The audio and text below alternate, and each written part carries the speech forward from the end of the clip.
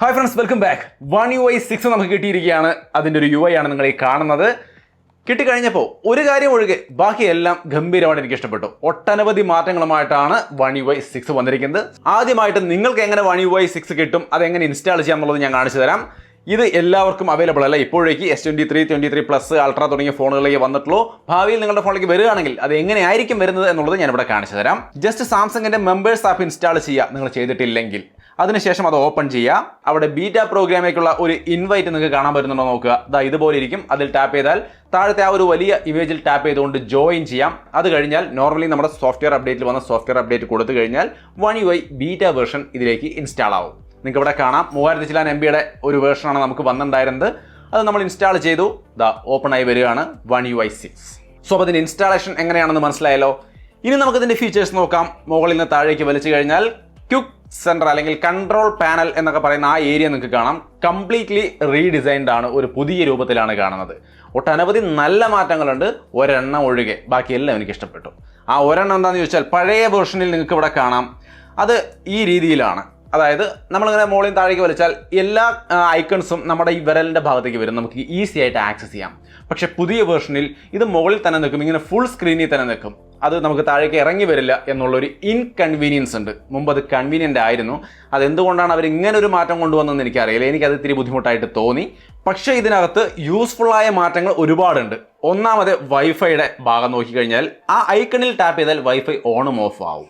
ആ ടെക്സ്റ്റിലാണ് ടാപ്പ് ചെയ്യുന്നതെങ്കിൽ ഏതൊക്കെ വൈഫൈ നെറ്റ്വർക്ക് അവൈലബിൾ ആണെന്നുള്ളത് നിരത്തി ഇങ്ങോട്ട് കാണിക്കും.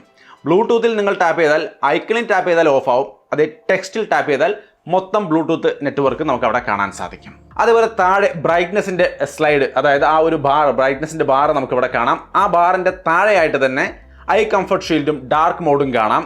സോ ഓക്കെ, ഈ ഗ്രൂപ്പിംഗ്, ഈ ഐ കംഫർട്ട്, ഈ ഡാർക്ക് മോഡ് ബ്രൈറ്റ്നസ് ബാറിൻ്റെ അടിയിൽ വരുന്നു. ഈ സംഭവം എല്ലാം കാണുമ്പോൾ ഇത് ഐഫോൺ പോലില്ലേ എന്ന് ചോദിച്ചാൽ ഏറെക്കുറെ, എന്നാലും നന്നായിരിക്കുന്നു. നിങ്ങൾക്കൊരു കോപ്പി ആയിട്ട് തോന്നുന്നുണ്ടോ ചില ഭാഗങ്ങൾ? വേണ്ട, അങ്ങനെയൊന്നും ചിന്തിക്കേണ്ട. ഇത് One UI 6. പിന്നെ താഴെ സ്മാർട്ട് വ്യൂ, അതേപോലെ ഡിവൈസ് കൺട്രോളും കാണാം.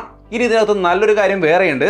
നമ്മൾ എഡിറ്റ് കൊടുത്തു കഴിഞ്ഞാൽ നമുക്ക് അതിനകത്ത് എന്നിട്ട് ഒരു ചെറിയ സംഗതി എനേബിൾ ചെയ്യാൻ സാധിക്കും. Quick setting instant access. ഇത് എനേബിൾ ചെയ്ത് കഴിഞ്ഞാൽ മുകളിൽ ടോപ്പ് കോർണറിൽ നിന്നും താഴേക്ക് സ്വൈപ്പ് ചെയ്താൽ കൺട്രോൾ സെന്റർ മൊത്തത്തിൽ ഒരുമിച്ച് ഓപ്പൺ ആയി വരും. നോർമലി ഓപ്പൺ ചെയ്യാൻ ശ്രമിച്ചാൽ ആദ്യം ഇങ്ങനെ വരും, അതിനുശേഷം രണ്ടാമത്തെ വലിക്കാണ് ഇത് ഫുള്ളായിട്ട് ഓപ്പൺ ആവുക. ബട്ട് ഈ കോർണറിൽ നിന്ന് നമ്മൾ ടാപ്പ് ചെയ്താൽ ഒറ്റയടിക്ക് ഇത് മൊത്തമായിട്ട് അങ്ങ് ഓപ്പൺ ആയി വരും. ഇൻസ്റ്റാന്റ് ക്വിക്ക് പാനൽ എന്നാണ് ഇതിൻ്റെ പേര് കൊടുത്തിരിക്കുന്നത്. ഓക്കെ, ഇതും ഐഫോണിലെ പോലെ ആയല്ലോ എന്ന് തോന്നൽ വരാം. But this One UI 6. So നന്നായിട്ടുണ്ട് എന്തായാലും അല്ലേ. ചില കാര്യങ്ങളൊക്കെ അവിടെ നിങ്ങോട്ടും ഇവിടെ നിന്ന് അങ്ങോട്ടും ഒക്കെ അവർ അങ്ങോട്ടും ഇങ്ങോട്ടും കടമെടുക്കുന്നുണ്ട്, അല്ലെങ്കിൽ ഇൻസ്പിറേഷൻ ഉൾക്കൊള്ളുന്നുണ്ട്. ഇത് സ്വാഭാവികമാണ്, പക്ഷേ നന്നായി എന്ന് തന്നെ പറയാം അല്ലേ. പിന്നെ ഈ ഒരു ഭാഗത്ത് നമ്മൾ കണ്ടൊരു നല്ല മാറ്റം എന്ന് പറയുന്നത് മീഡിയ പ്ലെയർ. നമ്മൾ പാട്ട് വെച്ചിട്ടുണ്ടെങ്കിൽ നമ്മൾ ആ നോട്ടിഫിക്കേഷൻ്റെ ഏരിയയിൽ നമ്മളത് കാണുമ്പോൾ ഒരു ടാപ്പ് കൊടുത്താൽ ഒരു വേവ് ഒക്കെ വരുന്നുണ്ടോ. ഇപ്പോൾ ആ പാടിക്കൊണ്ടിരിക്കുന്ന പാട്ടിൻ്റെ ഒരു വേവ് ഒക്കെ നമുക്ക് ഇവിടെ കാണാം. രസകരമായിട്ടുണ്ടത്, അല്ലാണ്ട് വലിയ യൂസ്ഫുൾ ആയിട്ടൊന്നും തോന്നിയില്ല, പക്ഷെ അത് കാണാൻ രസമുണ്ട്. സോ അങ്ങനെയാണ് ക്വിക്ക് സെറ്റിംഗ്സിൻ്റെ ഭാഗത്തുള്ള പ്രധാനപ്പെട്ട ഒരു ചേഞ്ച് എന്ന് പറയുന്നത്. പിന്നൊരു ചേഞ്ച് പ്രധാനമായിട്ട് വരുന്നത് വിഡ്ജറ്റിൻ്റെ ഏരിയയിലാണ്. വിഡ്ജറ്റുകൾ നമുക്ക് മൊത്തത്തിൽ മാറ്റിയിട്ടുണ്ട്. മൊത്തത്തിലല്ല, ചില പുതിയ സംവിധാനങ്ങൾ ആഡ് ചെയ്തിരിക്കുന്നു. അതായത് വെതർ വിഡ്ജറ്റ് നമ്മൾ എടുത്തു കഴിഞ്ഞാൽ നോർമലി നമുക്ക് ഡൈനാമിക് വിഡ്ജറ്റ് പോലുള്ള കാര്യങ്ങൾ അവൈലബിൾ ആണ്. ബട്ട് ഇവിടെ അത് കൂടാതെ വെതർ ഇൻസൈറ്റ് എന്ന് പറഞ്ഞുകൊണ്ടുള്ള ഒരു ഐറ്റം, അതായത് നമുക്ക് അവിടെയുള്ള വെതറിൻ്റെ ഒരു ഇൻസൈറ്റ് നമുക്ക് അതിലൂടെ കിട്ടുമെന്നാണ് പറയുന്നത്. സ്റ്റോം, മഴ, അങ്ങനെയുള്ള സാധ്യതകളുണ്ടോ, ടെമ്പറേച്ചർ എത്രയാണ്, അങ്ങനെയുള്ള കാര്യങ്ങളൊക്കെ കൃത്യമായിട്ട് അതാത് ടൈമുകളിലെ അനുസരിച്ചുകൊണ്ട് കാണിക്കുന്ന ഒരു വിഡ്ജറ്റ്. പിന്നെ ക്യാമറ വിഡ്ജറ്റ്. നമ്മൾ വിഡ്ജറ്റ് എടുത്ത് അതിൽ നിന്ന് ക്യാമറ സെക്ഷനിലേക്ക് ചെന്ന് ആ വിഡ്ജറ്റ് ഒരെണ്ണം ആഡ് ചെയ്യുകയാണെങ്കിൽ കസ്റ്റമൈസ് ചെയ്യാനുള്ള ഓപ്ഷൻ വരും. അതിൻ്റെ പേര് നമുക്ക് ഇഷ്ടമുള്ളത് കൊടുക്കാം. ഇത് ക്ലിക്ക് ചെയ്യുമ്പോൾ ഏത് ക്യാമറ ഓൺ ആവണം, ബാക്ക് ക്യാമറ ഓൺ ആവണോ, ഫ്രണ്ട് ക്യാമറ ഓൺ ആവണോ, വീഡിയോ ഓൺ ആവണോ, ഫോട്ടോ ഓൺ ആവണോ, ഇതിലേത് വേണമെന്നുള്ളത് നമുക്ക് ഇവിടെ സെലക്ട് ചെയ്ത് കൊടുത്താൽ ആ വിഡ്ജറ്റ് ടാപ്പ് ചെയ്യുമ്പോൾ അത് കറക്റ്റായിട്ട് ഓൺ ആവും. അതിന് താഴെ പിക്ചർ എവിടേക്ക് സേവ് ചെയ്യണം, എടുക്കപ്പെടുന്ന ഈ വിഡ്ജറ്റ് ക്ലിക്ക് ചെയ്ത് എടുക്കപ്പെടുന്ന പിക്ചർ എവിടേക്ക് സേവ് ചെയ്യണം എന്നുള്ള ഓപ്ഷൻ കാണിക്കുന്നുണ്ട്. പിന്നെ ഈ വിഡ്ജറ്റിന് ബാക്ക്ഗ്രൗണ്ട് ഏത് കൊടുക്കണമെന്നും നമുക്ക് സെലക്ട് ചെയ്യാം. അപ്പോൾ നമുക്ക് ഇഷ്ടമുള്ള ഒരു പിക്ചർ സെലക്ട് ചെയ്തിട്ട് കഴിഞ്ഞാൽ നമ്മൾ ഈ കാണുന്ന പോലെ ഒരു ഫോട്ടോ വിഡ്ജറ്റ് അവിടെ കിടക്കുന്ന പോലെ കിടക്കും. ബട്ട് അതിൽ ടാപ്പ് ചെയ്താൽ നമ്മൾ സെലക്ട് ചെയ്ത് വെച്ച മോഡിൽ കറക്റ്റായിട്ട് ക്യാമറ ഓൺ ആയി വരും. നമ്മൾ എടുക്കുന്ന വീഡിയോ അല്ലെങ്കിൽ ഫോട്ടോ കൃത്യമായിട്ട് പറഞ്ഞിടത്തേക്ക് സേവ് ആവുകയും ചെയ്യും. സോ നല്ലൊരു വിഡ്ജറ്റായി അത്. പിന്നൊരു വിഡ്ജറ്റ് പുതിയതായിട്ട് വന്നിരിക്കുന്നതാണ് സ്മാർട്ട് സജഷൻ. എന്ന് വെച്ചാൽ നമ്മൾ റീസെൻ്റ് ആയിട്ട് ഉപയോഗിച്ചിരിക്കുന്ന പല ആപ്ലിക്കേഷനുകളും അത് സ്മാർട്ടായിട്ട് നമുക്ക് അവിടെ സജസ്റ്റ് ചെയ്ത് കാണിക്കും. നോർമലി നമുക്ക് നോക്കുമ്പോൾ നോർമലി ഒരു ആപ്പുകൾ കിടക്കുന്ന പോലെ തോന്നുമെങ്കിലും അത് ആപ്പുകളല്ല, അതൊരു വിഡ്ജറ്റാണ്. നമ്മൾ അങ്ങനെ ആഡ് ചെയ്ത് കഴിഞ്ഞാൽ ആ രീതിയിലാണ് കിടക്കുക. അത് മാറിക്കൊണ്ടിരിക്കും. നമ്മൾ യൂസ് ചെയ്യുന്നതിനനുസരിച്ച് പുതിയ ഐറ്റംസ് ആയിരിക്കും അവിടെ ആഡ് ആയി വരിക. സോ അങ്ങനെയാണ് വിഡ്ജറ്റുകളുടെ ഭാഗത്ത് വന്നിരിക്കുന്ന 2-3 മാറ്റങ്ങൾ. കൂടുതൽ മാറ്റങ്ങൾ നിങ്ങൾ എക്സ്പെരിമെന്റ് നടത്തുക. അടുത്തതായിട്ട് നല്ലൊരു മാറ്റം വന്നിരിക്കുന്നത് സെറ്റിംഗ്സിൽ ബാറ്ററിയുടെ ഭാഗത്താണ്. ബാറ്ററി ആൻഡ് ഡിവൈസ് കെയറിലായിരുന്നു മുമ്പ്. ഇപ്പോഴത് ബാറ്ററി എന്ന് പറഞ്ഞുകൊണ്ട് സെപ്പറേറ്റ് പേജ് തന്നെ കൊടുത്തിരിക്കുന്നു. ഒറ്റ ക്ലിക്കിൽ നമുക്ക് അതിനകത്ത് എത്താം. എത്തുമ്പോൾ ഈ രീതിയിൽ കാണാം. നമ്മൾ ടുഡേ എന്നുള്ള ആ ഒരു വലിയ ഏരിയയിൽ ക്ലിക്ക് ചെയ്യുകയാണെങ്കിൽ നമുക്ക് മുൻപൊക്കെ ലാസ്റ്റ് 7 ഡേയ്സ് നമ്മുടെ പഴയ S23 നോക്കിയാൽ അല്ലെങ്കിൽ One UI 5.1 നോക്കിയാൽ last 7 days last since full charge അങ്ങനെ കാണിക്കുള്ളൂ. കഴിഞ്ഞ ദിവസത്തെ അല്ലെങ്കിൽ മുന്നത്തെ ദിവസത്തെ കാണിക്കില്ല. ബട്ട് ഇവിടെ ഡേറ്റ് വൈസ് നമുക്ക് കഴിഞ്ഞ ദിവസങ്ങളിലെ ബാറ്ററി ലെവലുകൾ എങ്ങനെയായിരുന്നു എന്നുള്ളത് കൃത്യമായിട്ട് ചെക്ക് ചെയ്യാൻ വേണ്ടിയിട്ട് സാധിക്കും. അതിൻ്റെ ഓപ്ഷൻസ് മുകളിലായിട്ട് ഇങ്ങനെ വരുന്നുണ്ട്. ഡേറ്റുകൾ കാണാം. നമുക്കത് ക്ലിക്ക് ചെയ്തുകൊണ്ട് ഓരോ ദിവസത്തെയും ബാറ്ററി യൂസേജ് മനസ്സിലാക്കാൻ സാധിക്കും. ഇനി അടുത്തൊരു കാര്യം, ലോക്ക് സ്ക്രീനിൽ ഒരു ചെറിയ കസ്റ്റമൈസേഷൻ കൊണ്ടുവന്നിട്ടുണ്ട്. അതായത് മുമ്പത്തെ വെർഷനിൽ നമുക്ക് ലോക്ക് സ്ക്രീൻ കസ്റ്റമൈസേഷൻ എന്ന് പറയുന്ന സംഭവത്തിൽ നമ്മൾ ക്ലിക്ക് ചെയ്ത് കഴിഞ്ഞാൽ, അതായത് ഹോൾഡ് ചെയ്ത് പിടിച്ചാൽ, അതായത് ഇത് പഴയ 5.1 ഉള്ള S23 ആണ്. ഈ ക്ലോക്കിന് നമുക്ക് അങ്ങോട്ടും ഇങ്ങോട്ടും നീക്കാൻ പറ്റില്ല. ഇത് സ്റ്റക്കാണ് ഇവിടെ. ഇതിന്റെ ഫോണ്ടും കാര്യങ്ങളൊക്കെ താഴെ നമുക്ക് ഫുള്ള് മാറ്റാം. പക്ഷേ പുതിയ വേർഷനിൽ നമുക്ക് ആ സ്ഥാനം മാറ്റാം. നിങ്ങൾക്ക് ഇവിടെ കണ്ടോ? സോ ഇങ്ങനെയുള്ള മാറ്റങ്ങൾ ലോക്ക് സ്ക്രീൻ കസ്റ്റമൈസേഷനിലും വന്നിരിക്കുന്നു. ഇനി അടുത്തൊരു നല്ല മാറ്റങ്ങൾ വന്നിരിക്കുന്ന ഏരിയ എന്ന് പറയുന്നത് ക്യാമറ UI ആണ്. നമ്മൾ ക്യാമറ ഓപ്പൺ ചെയ്ത് കഴിഞ്ഞാൽ നമുക്കിതിൻ്റെ റെസൊല്യൂഷൻ, മുൻപൊക്കെ നമ്മളിതിൻ്റെ റെസൊല്യൂഷൻ നോക്കണമെങ്കിൽ ക്യാമറ ഓപ്പൺ ചെയ്ത് സെറ്റിംഗ്സ് എടുത്ത് അതിൻ്റെ ഉള്ളിൽ പോയിട്ട് മെഗാ പിക്സൽ മാറ്റുക, അല്ലെങ്കിൽ ആസ്പെക്ട് റേഷ്യോയുടെ ബട്ടണിൽ ക്ലിക്ക് ചെയ്തിട്ട് നമ്മൾ അവിടെ നിന്ന് 200 മെഗാ പിക്സൽ എന്നുള്ള സംഭവം അല്ലെങ്കിൽ അതൊക്കെ സെലക്ട് ചെയ്യേണ്ട ഒരു അവസ്ഥയുണ്ട്. ബട്ട് പുതിയ സെറ്റപ്പിൽ അതൊക്കെ മാറിയിട്ടുണ്ട്. അതായത് നമ്മളിത് ജസ്റ്റ് ക്യാമറ ഓപ്പൺ ചെയ്ത് കഴിഞ്ഞാൽ അവിടെ തന്നെ മുകളിൽ നമുക്ക് കാണാം 12 മെഗാ പിക്സൽ വേണോ, 50 മെഗാ പിക്സൽ വേണോ, 200 മെഗാ പിക്സൽ വേണോ, ഏത് ക്യാമറ വേണമെങ്കിലും സെലക്ട് ചെയ്യാം. റെസൊല്യൂഷൻ ആണെങ്കിലും നമുക്ക് ജസ്റ്റ് ഇതാ വീഡിയോ മോഡിലാണെങ്കിൽ നമ്മൾ നിൽക്കുന്നെങ്കിൽ അതിൽ ടാപ്പ് ചെയ്താൽ 8K, Full HD, 4K, HD അങ്ങനെ എല്ലാം കാണിക്കും. ഓരോ ഐക്കണിൽ ക്ലിക്ക് ചെയ്യുമ്പോഴും അതിൻ്റെ അവൈലബിൾ ആയ FPS നമുക്ക് താഴെ കാണിക്കും. അപ്പോൾ നമുക്ക് ഇഷ്ടമുള്ളത് ചൂസ് ചെയ്യാം. കുറച്ചുകൂടി കൺവീനിയൻസ് ഉണ്ട്. നന്നായി അത്. പിന്നെ ഇതിൻ്റെ സെറ്റിംഗ്സിൽ ഒരു കാര്യം കൂടി ഇവർ കൊടുത്തിട്ടുണ്ട്. അഡ്വാൻസ് ഇൻ്റലിജൻറ്റ് ഓപ്ഷൻ എന്ന് പറഞ്ഞുകൊണ്ട് മൂന്ന് ഓപ്ഷൻ കൊടുത്തിട്ടുണ്ട്. Maximum, medium, minimum. ഇതെന്താണെന്ന് വെച്ച് കഴിഞ്ഞാൽ നമ്മൾ ക്ലിക്ക് ചെയ്യുമ്പോൾ ടപ്പട്ടപ്പയെന്ന് ക്യാപ്ചർ ചെയ്യാനുള്ള ആ പട്ടപ്പെടാനുള്ള സ്പീഡ് ഉണ്ടല്ലോ, നമ്മൾ ഈസിയായിട്ട് കടകടയെന്ന് ക്ലിക്ക് ചെയ്യണമെന്നുണ്ടെങ്കിൽ നമ്മളത് ഇതിൻ്റെ മിനിമത്തിലിടണം. അപ്പോഴാണ് ഏറ്റവും സ്പീഡിൽ ക്ലിക്ക് ആവുക. ഷട്ടർ ലാഗ് ഇല്ലാണ്ട് വളരെ ഫാസ്റ്റായിട്ട്. എന്നാൽ മീഡിയം ഇട്ടാൽ വല്ലാണ്ട് സ്പീഡും അല്ല വല്ലാണ്ട് സ്ലോ അല്ല, ഒരു മീഡിയം ലെവലിൽ.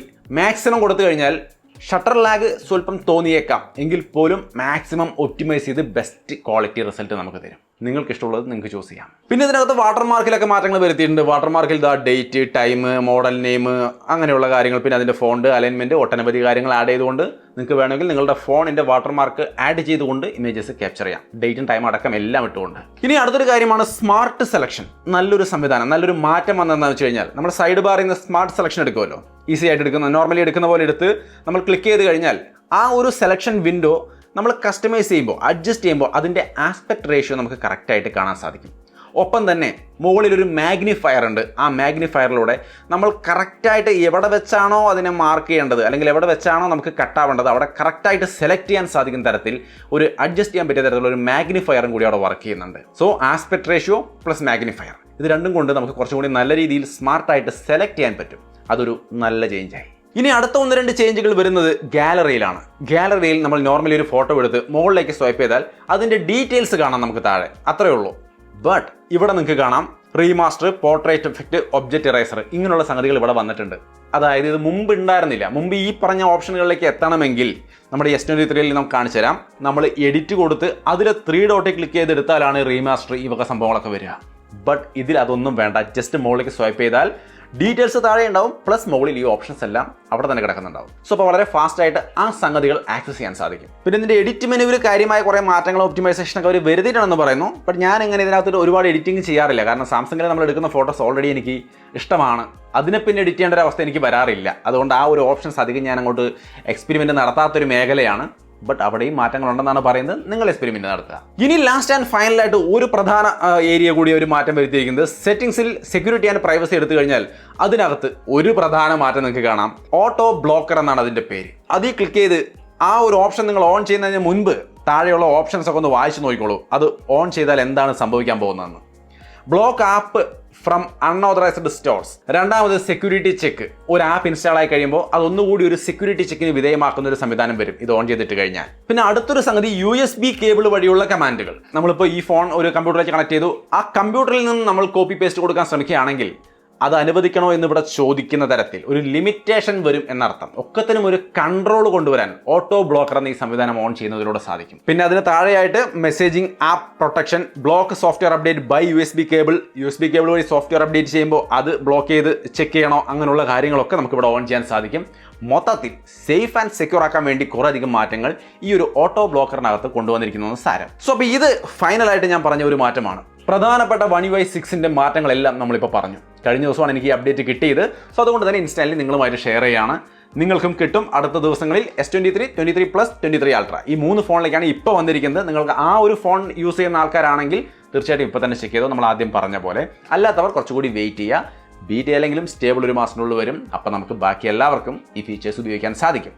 എന്താണ് ഈ ഫീച്ചേഴ്സിനെ കുറിച്ച് നിങ്ങൾ ചിന്തിക്കുന്നത്? നിങ്ങളുടെ അഭിപ്രായങ്ങൾ തീർച്ചയായിട്ടും കമൻറ്റായിട്ട് ഷെയർ ചെയ്യുക. വീഡിയോ ഇഷ്ടപ്പെട്ടാൽ ലൈക്ക് ചെയ്യാനും ഷെയർ ചെയ്യാനും മറക്കണ്ട. വീണ്ടും ഒരു വീഡിയോ ആയിട്ട് കാണാം. ബൈ.